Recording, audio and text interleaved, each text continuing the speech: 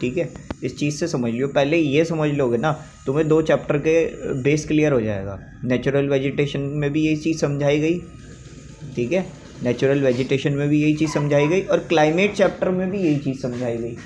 अब जैसे कि ये है क्लाइमेट चैप्टर, अब इसके अंदर जैसे मान लो ये अर्थ है और यहाँ दूर, थोड़ी दूर मैंने सन बना दिया, ठीक है, सन दूर है इसीलिए। अब सन की जब भी लाइट पड़ेगी ना, सन की जब भी लाइट पड़ेगी तो सन की लाइट सबसे ज़्यादा पड़ेगी यहाँ बीच में, ठीक। और तुम्हें पता होगा जो अर्थ की सबसे मिडल लाइन होती है उसको हम 0 डिग्री कहते हैं, इक्वेटर है, पता होगी ये बात।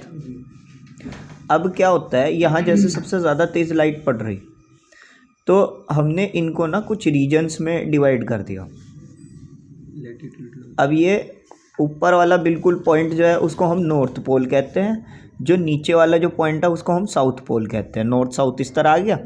उसके बाद हमने क्या करा, इन्हें जो है कि भाई जो एरिया सबसे ज़्यादा उसमें था पार्ट में, ठीक है, सबसे ज़्यादा पार्ट में था, उस एरिया को हमने क्या करा, उस एरिया को हमने कहा क्योंकि यहाँ पे सबसे ज़्यादा तेज़ धूप रहती है, सबसे तेज़ गर्मी यहाँ रहती है। अच्छा सुनो, अब तुम्हें एक छोटा सा एग्जांपल देता हूँ, ये तो इसी का ही है। अब एक एग्जांपल ले लो इधर, जैसे सूरज जो होता है वो जब उसकी सन रेज वाटर वाले एरिया में पड़ती है, समझ रहे हैं ना, ये बना दिए पहाड़, ठीक। अब क्या होता है, जैसे सूरज की जो रेज हैं वो पानी वाले एरिया में पड़ती है, करेक्ट, तो पानी इवेपोरेट हो जाता है। देख लो एक बार क्या लिखा भाई, due to the rotation of the earth the amount of solar energy received various according to the latitude. अब सुन लो क्या कहा इसने, due to the rotation of the earth. अब अर्थ जो है वो गोल है, आपकी गोल है और उसके अंदर कई सारे लैटिट्यूड्स हैं। ऐसे मैंने बताया था लैटिट्यूड लाइन यूँ जाती है, करेक्ट, ऐसे जाती है यूँ यूँ। और अब सन, ये दूर है सन इसीलिए छोटा बनाया, ठीक है, ये सन, ये इसे बाल नहीं बना के आया, ठीक है, सन जो है बाल नहीं। तो सन की जैसे रेज पड़ती हैं due to the rotation of the earth. अब ये अर्थ जो है ना ऐसे रोटेट करती है, आपको पता होगा, ऐसे रोटेट करती है ना, समझ रहे, रोटेशन ऑफ द अर्थ, ठीक है, the rotation of the earth, समझ रहे हो ना बात को, due to the rotation of the earth the amount of the solar energy received various according to the latitude. अब तुम्हें बताया था कि सबसे ज़्यादा जो तेज़ है वो इस जगह पे पड़ती है धूप, है ना, बताया था, और यहाँ कम, यहाँ कम, यहाँ कम, ऐसे यहाँ पे कम होती चली जाती है, ध्यान है ना, दिक्कत है, ठीक है। उसके बाद हम पढ़ते हैं आगे, varies according to the latitude as a result the temperature generally decreases from the equator towards the pole. तो वही बात आ गई, इक्वेटर की लाइन जो है भाई कहाँ होती है, इक्वेटर की लाइन यहाँ बीच में होती है, बिल्कुल मिड में, करेक्ट। और जितना हम इक्वेटर से दूर चले जाएंगे उतना टेम्परेचर हल्का होता चला जाएगा, यही तो बात बताई थी, वही लैटिट्यूड का डेफिनेशन है, कर लोगे याद। तो एक बार पढ़ लो, due to the rotation of the earth the amount of the solar energy received various according to the latitude as a result the temperature generally decrease from the equator toward the pole. याद हो गया, poles पता है, poles जो होते हैं ये होते हैं, एक ऊपर नॉर्थ पोल होता है, एक नीचे साउथ पोल होता है, करेक्ट, याद हो गया।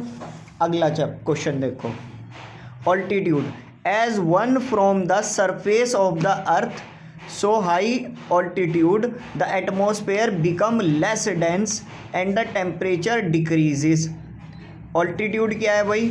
ऑल्टीट्यूड मैंने तुम्हें बताया था, जैसे पहाड़ होता है, सीधी खड़ी कोई है ना, पहाड़ होता है। तो यहाँ अब इसको अलग से बना के दिखाते हैं। As one from the surface of the earth. अब अर्थ का मान लो सरफेस ले लो आप, ठीक है, ये अर्थ का सरफेस है यानी ज़मीन, ठीक है, of the earth so high, कोई so high, surface of the earth so high, कोई ऊंचा है, ठीक है, कोई नीचा है, कोई बहुत ज़्यादा नीचा है, कोई इस तरह से है ना। As one from the surface of the earth so high, altitude of the atmosphere becomes less dense.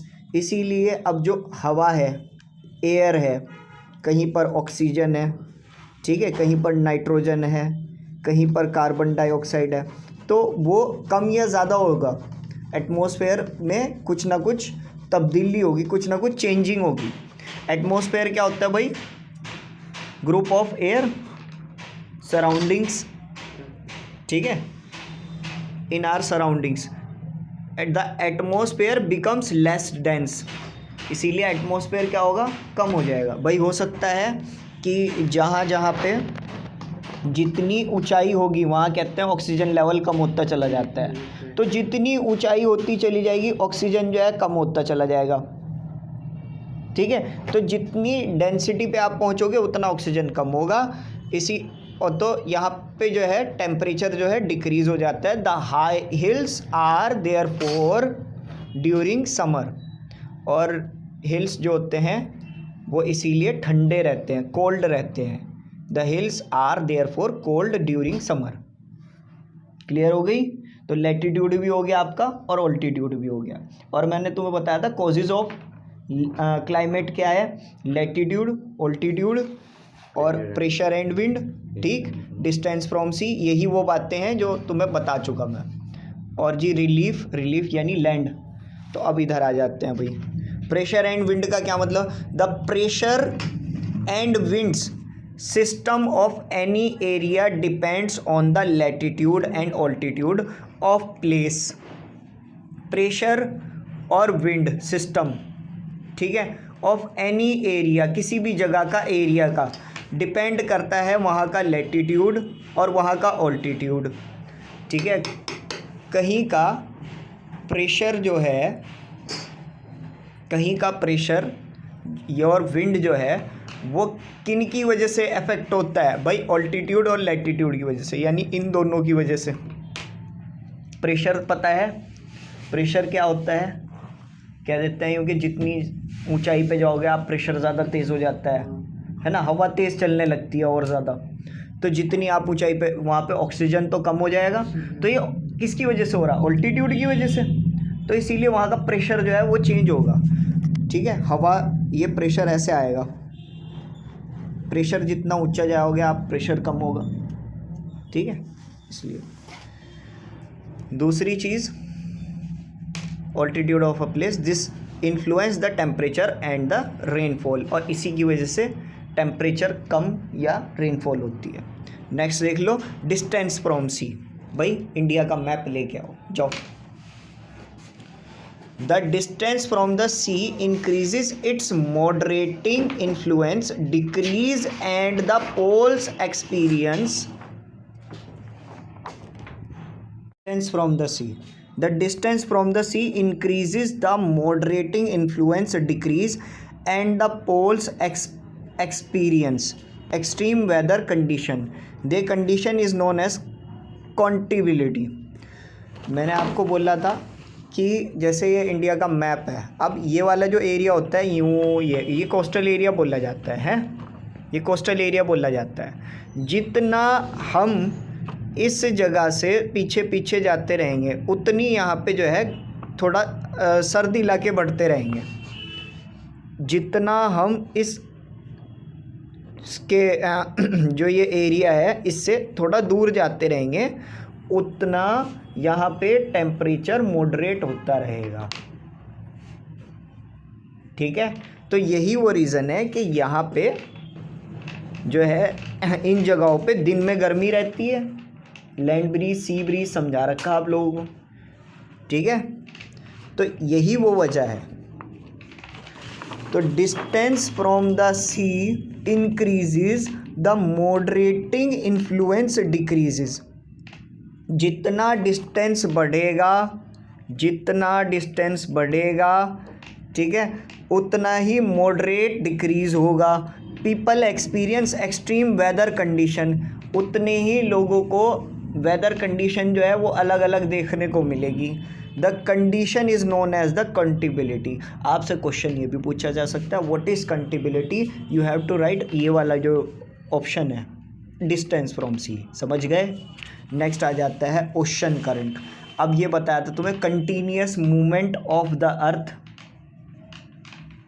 ठीक है, नहीं sorry, continuous movement of water, ठीक है, इन are rotation. Ocean current with on शोर winds affected the climate of the coastal area. बच्चे, ocean current जो है क्या करता है कि क्लाइमेट को, जहाँ पे जैसे कि winds affected the climate of the coastal area, oceans के हिलने से। ओशन करंट में यहाँ पे बता नहीं रखा, ओशन करंट एक्चुअली क्या होता है, पानी जो ऐसे जैसे एक उसमें लेवल में चलता रहता है, ठीक है, उसे ओशन करंट कहते हैं।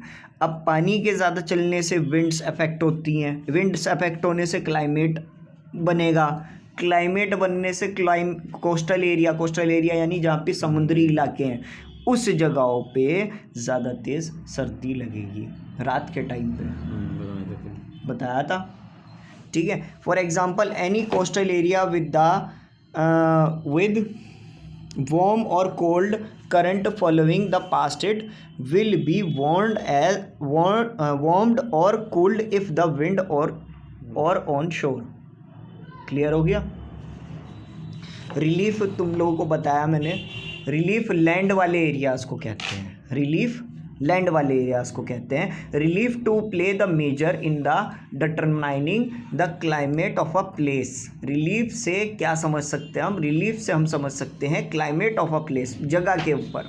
हाई माउंटेन्स होंगे, बड़े बड़े ऊंचे ऊंचे, to play the major role in determining the climate of a place. Relief का मतलब जगह के ऊपर बात थी, है ना। हाई माउंटेन्स जो होंगे, जो ऊंचाई पहाड़ी इलाके होंगे, acts as a barrier for the cold.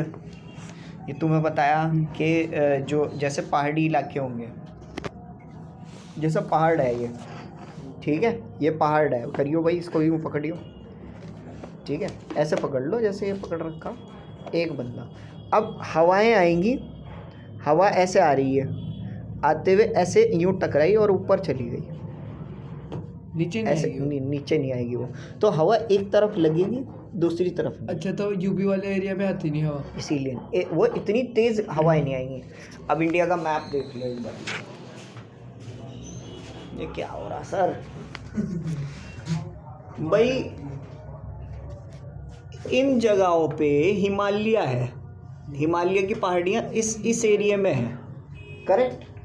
अब जब हवाएं आएंगी तो वो ऐसे ऊपर हो जाएगी, तो इधर नहीं आएगी, वो इधर आएगी और ऊपर चली जाएगी, इधर आई और ऊपर चली गई, क्योंकि ये वाले एरिया में पूरे के पूरे हिमालयास के पहाड़ हैं, नेपाल, उत्तराखंड, हिमाचल, ठीक है। इसीलिए यहाँ के इलाके तो ठंडे हैं, और ये इलाका जो है उत्तर प्रदेश हो गया आपका, हरियाणा हो गया आपका, ठीक है, ये सब गर्म इलाके हैं, प्लेन एरिया। ठंडा है, चाइना में कोल्ड क्लाइमेट है, चाइना में कोल्ड क्लाइमेट है, बर्फ भी पड़ती है, हमेशा नहीं पड़ता, हमेशा नहीं आता, गर्मी भी आती है, गर्मी भी होती है, क्लाइमेट चीज़ है वहाँ पे, ठीक है। ऐसे मंगोलिया में है। अब वर्ल्ड मैप नहीं है, मैं आपको दिखा देता हूँ, वर्ल्ड मैप भी आता है, हाँ वर्ल्ड मैप पे आता है, था मेरे पास। तो relief to play the major role in determining the climate of a place, high mountain acts as a barrier for the cold और हॉट विंड। वही बात आ गई, कोल्ड और हॉट विंड का एक तरह से बैरियर है। The may also causes the precipitation if they are high enough and lie on the path of the rain blackly winds। तो वो एक तरह से रास्ता जो है उसका रोक देता है, ठीक है। नेक्स्ट आता है why does the India have monsoon type of climate. India में मानसून टाइप ऑफ क्लाइमेट क्यों है? देखो जी, India have a monsoon type of climate और in the climate influences by the monsoon winds. अब इंडिया में मानसून का मतलब रेन को बोलते हैं, लेकिन रेन नहीं होता, ठीक है। मानसून जो वर्ड है वो मौसम वर्ड से बना है, ये चीज़ बताई थी आपको। The monsoon type of climate is based on the season of the reversal of the monsoon winds. जैसे जैसे आपने देखा होगा भाई, गर्मियों में यहाँ पे जून जुलाई के महीने में गर्मी हो जा, नवंबर दिसंबर जनवरी यहाँ सर्दी रहती है, नवंबर का महीना चला तो सर्दी है। तो यहाँ पर रिवर्स्ड चलता रहता है, रिवर्सल चलता रहता है विंड्स का। This appear due to the different heating of land and water bodies. ये किस वजह से होता है?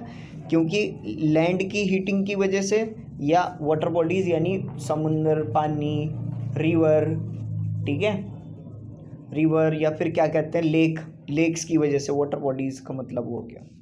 And pressure sustentation when air moves from the high pressure area over the South Indian Ocean। वो प्रेशर वाला एग्जाम्पल याद होगा।